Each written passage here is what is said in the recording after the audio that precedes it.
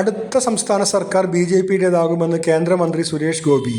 ഗുരുവായൂർ പടിഞ്ഞാറെ നടയിൽ നടന്ന കലുങ്ക് ചർച്ചയിലാണ് വികസനം നടപ്പാക്കാൻ അടുത്ത സർക്കാർ ബി.ജെ.പിയുടേതാകണമെന്ന് ഉറപ്പാക്കാൻ ആവശ്യപ്പെട്ടത്.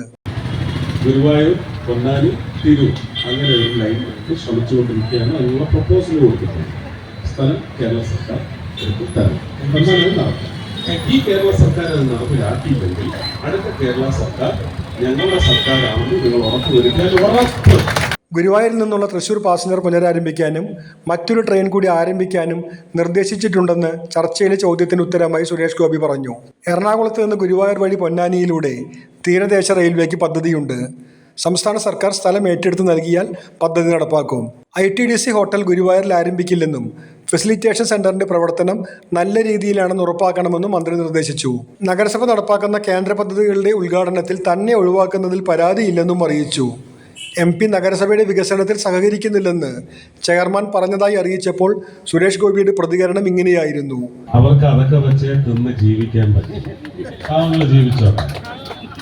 ഞാൻ ജനങ്ങൾക്ക് ഞാൻ ജീവിക്കുന്നത് ഇവിടുത്തെ നഗരസഭയുടെ അവർക്ക് വേണ്ടിയൊന്നുമല്ല.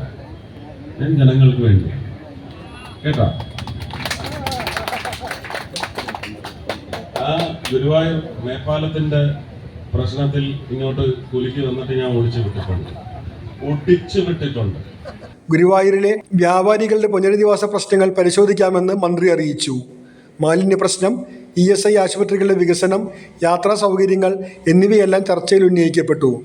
ഇക്കാര്യങ്ങൾ പരിശോധിച്ച് നടപടിയെടുക്കാൻ ഉദ്യോഗസ്ഥരോട് നിർദ്ദേശിച്ചു.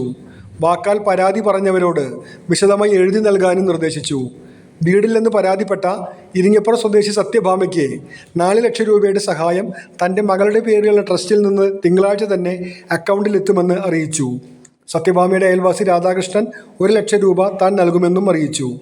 വീടിന് സഹായം ചോദിച്ച് കൂടുതൽ ആവശ്യക്കാരുണ്ടായതോടെ താൻ 1 മാസത്തെ വാടക നൽകാമെന്നും ബാക്കി കാര്യങ്ങൾ അബ്ദുൽ ഖാദറിനോടും മുഖ്യമന്ത്രിയോടും പറയാനും സുരേഷ് ഗോപി പറഞ്ഞു.